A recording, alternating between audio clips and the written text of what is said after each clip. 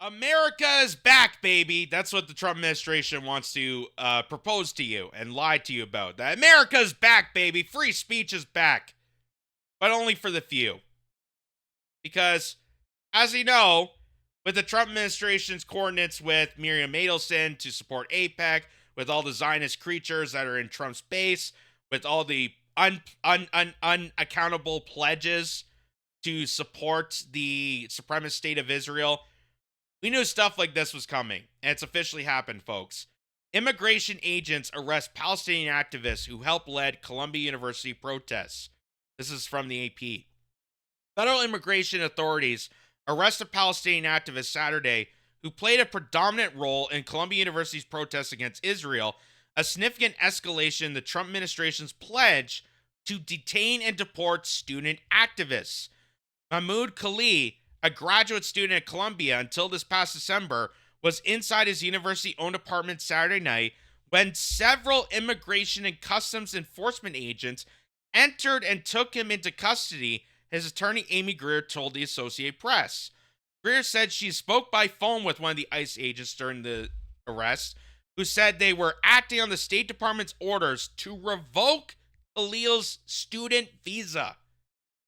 Informed by the attorney that Khalil was in the United States as a permanent resident with a green card, the agent said they were revoking that instead, according to the lawyer. So a guy who got a student visa, who attended Columbia University, who graduated from Columbia University, and has become a permanent resident because he married an American citizen and now has a kid on the way, they're trying to revoke all that. Why? Because he protested and exercised his right of free speech that the State Department in America didn't like, which is a violation of the First Amendment.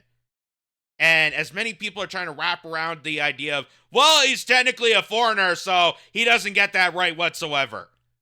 Irregardless, you're violating a person's right of free speech. They haven't criminally convicted him of anything. And throughout this article, it constantly states that they can't convict him of anything, but yet he's still in detention.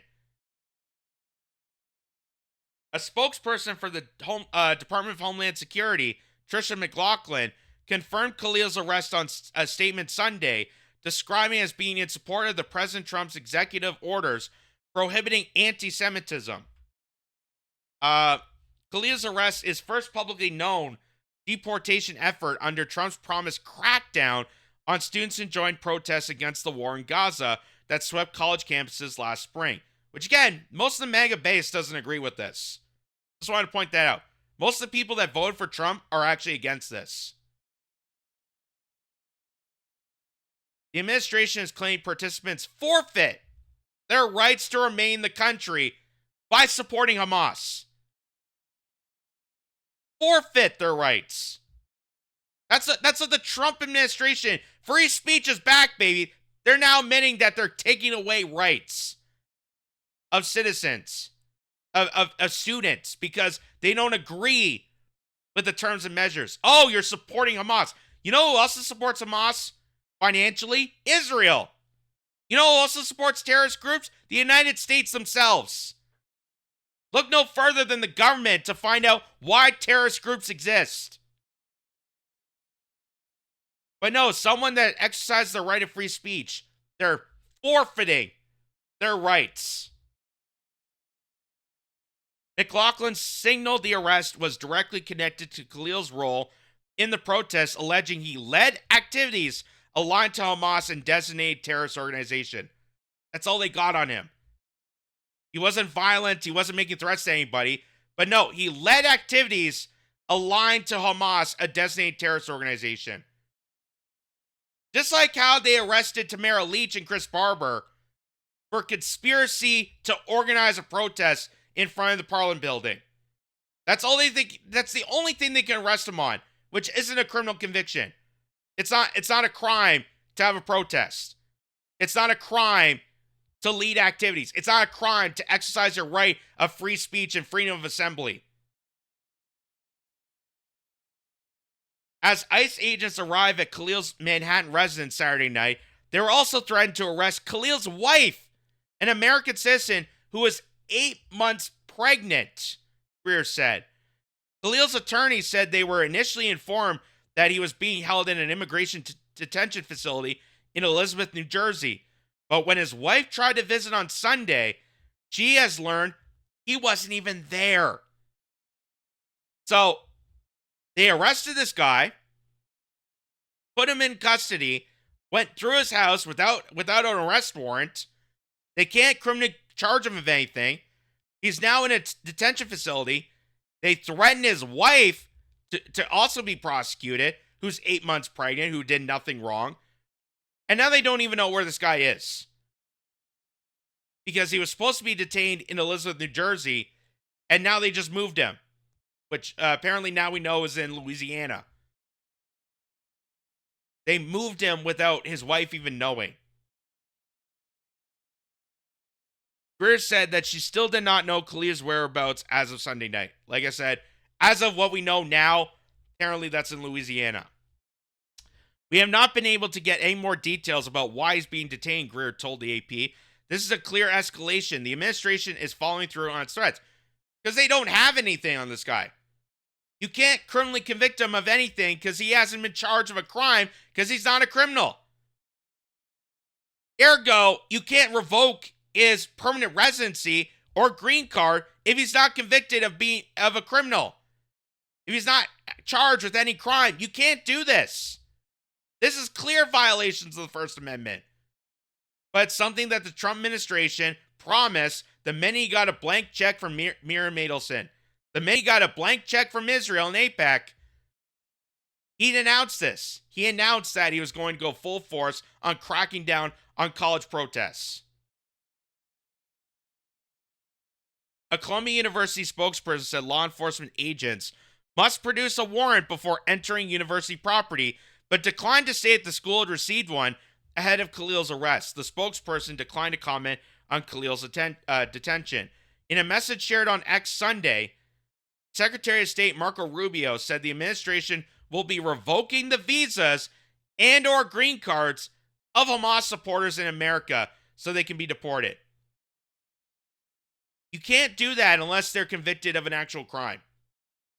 That's by law. By law, they can't do this.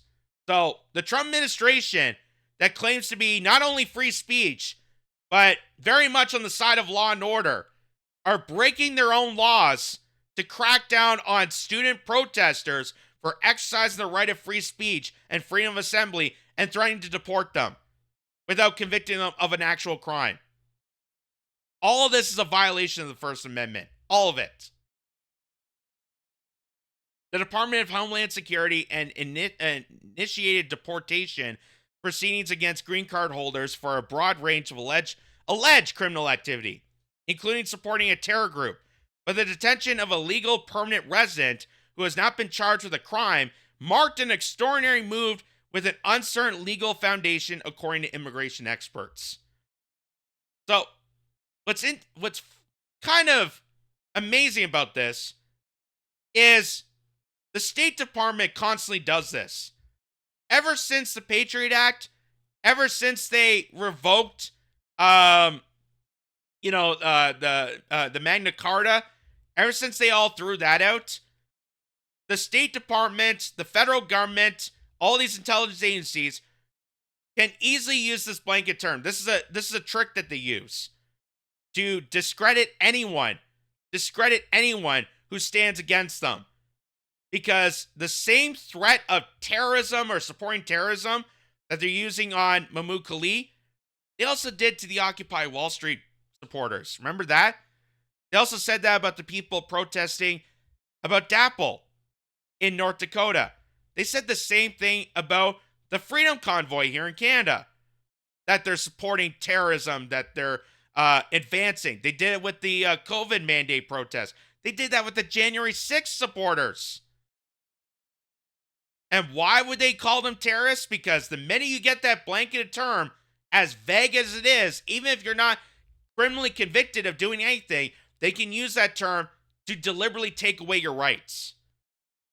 And if they can do it with this guy or anybody else in those protests, they will do it to anyone That is why I've been such a huge vocal advocate for free speech as a principle. Because in order for you to actually respect free speech, you have to respect everybody's speech. It's a principle among all citizens, even people with green cards, even people who you may disagree with.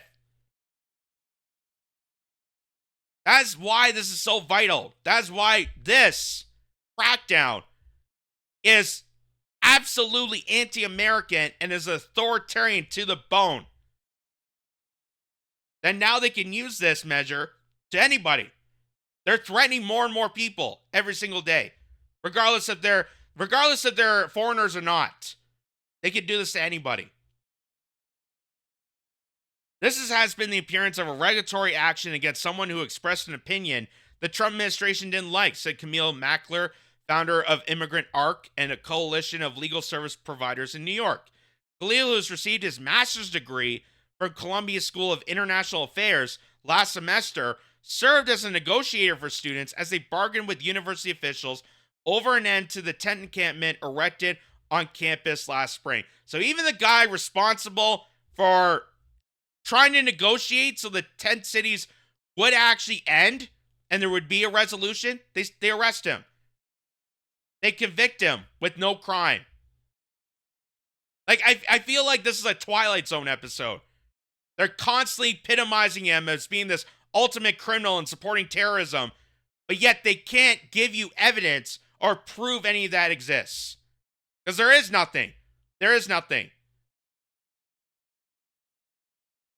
The role that made him one of the most visible activists in the support of the movement, prompting calls from pro-Israel activists in recent weeks, so the Trump administration began deportation proceedings against him. Khalil was also among those under investigation by a new Columbia University office that has brought disciplinary charges against dozens of students for their pro-Palestine activism, according to records shared with the AP. So Columbia University, this is why they're such a joke. Honest to God, this Ivy League school, I don't even know why people still have respect and tolerate institutions like that. They're such a goddamn joke. They're a joke to education. They're a joke to civil engagement. They're a joke to their own students. Because Columbia University, that's done police raids for ever since October 7th. They've done police raids. They have cracked down their own students. A institution that claims to be the Mecca, the beacon of diversity, that we care and cater to everybody, regardless of your beliefs. A place like Columbia University, who has cracked down on student protesters, created institutions within their campus to spy on their own students, that they have to sign legal agreements and sign a gag order to understand why they're being investigated, are okay with locking up their own students because they thought they were going to get grants from the Trump administration. And guess what? They didn't. The Trump administration still denied grants to Columbia University. So, at this point, and I say this with full conviction, at this point, I don't understand why people tolerate Columbia University or any of these Ivy League institutions. They are just a joke. It's hypocritical to call them an education institution. Because they barely teach you anything other than to be a state-sponsored stooge. That's what you get from Columbia University. The investigations come as the Trump administration has followed through on its threat to cut hundreds of millions of dollars in funding to Columbia because of what the government describes as the Ivy League school's failure to squash anti-Semitism on campus. So even after all that, they still didn't get the funding. But they're okay to arrest their own students and call themselves a beacon of diversity. The university's allegations towards Khalil focused on his involvement in the Columbia University Apartheid Divest Group. He faced sanctions for potentially helping to organize an unauthorized marching event in which participants glorified Hamas' October 7, 2023 attack and playing a substantial role in the circulation of social media posts criticizing Zionism, among other acts of alleged discrimination. Remember that. All this is based on an allegation. All this is based on pro-Zionist, pro-Israel activists squealing on this guy, claiming that he is responsible for supporting terrorism. That's all they have about this guy. They can't criminally convict him of anything, which means they can't legally deport this guy. But the Trump administration, because of their subordinates to Israel, because they are bending the knee to a supremacist state, because they're cucks to Israel, are going to use every single loophole to squash a person like Mahmoud Khalid and anyone else, which is a pure violation of making America great again. Pure violation of everything that camp stood for, which is why a lot of MAGA supporters don't agree with this. A lot of Trump's base is furious about this. They didn't want this to happen. They were hoping that Trump was going to decrease grocery prices. And while it's still increasing, while inflation's still increasing, this promise kept intact. So here is this guy, Etienne Fishberger, who has this thread of all the clips that Mahmoud Khalid was as showcased as evidence. And what's interesting is all these clips here actually prove his innocence. People try to use these clips as some sort of bait to think that he is a terror supporter. But every time, even this clip here of CNN we're going to show you here, proves his innocence. So it says, when you see people gnashing their teeth and rending their garments over the arrest and potential deportation of Mahmoud Khalid, one of the lead Hamas advocates of Columbia University, show them this thread of his greatest hits. So there's a spew of videos proving this guy's innocence. I'm going to show you one of them here. This is from CNN. This is from a mainstream outlet that even they can't hide from this. So here's Mahmoud Khalid demonstrating and participating in this protest. And watch how he doesn't mention a thing about Jewish people, doesn't even mention Israel, doesn't mention Hamas. But really, this is a criticism on the college itself. Watch this. Are you guys going to listen to the university and leave the encampment here? Of course not. The university is the one who should listen to us. They should listen to their student body who are demanding to end their investment in the war that's happening in Palestine. Our demands are clear. Our demands are regarding the investment from the Israeli occupation, the companies that are profiting and contributing to the genocide of our people. Again, the university, once again, they are so stubborn in listening to their students. They're treating this matter as a disciplinary matter. They're not treating this as an anti-war movement that actually gathered thousands of students here. That actually sparked thousands of students across the United States. How far are you all willing to go here on campus? We're going to go as far as we need to pressure the university to pressure the university to divest from the occupation. This is up to the group, to the leadership of the group, to decide how far they will go. But now it's clear that the students will remain here. They will stay here until they achieve their demands. So clearly, this shows all the allegations of him supporting a terrorist group or promoting anti-Semitism is all crap. It's all make-believe. Because right there, he just explained to you, this isn't about Israel itself. This is about the college that he paid money towards, his tuition, and how it's being spent engaging in genocide. He's calling out the college campus. So, if anyone should be angry, it should be Columbia University, not Trump's State Department, not Marco Rubio.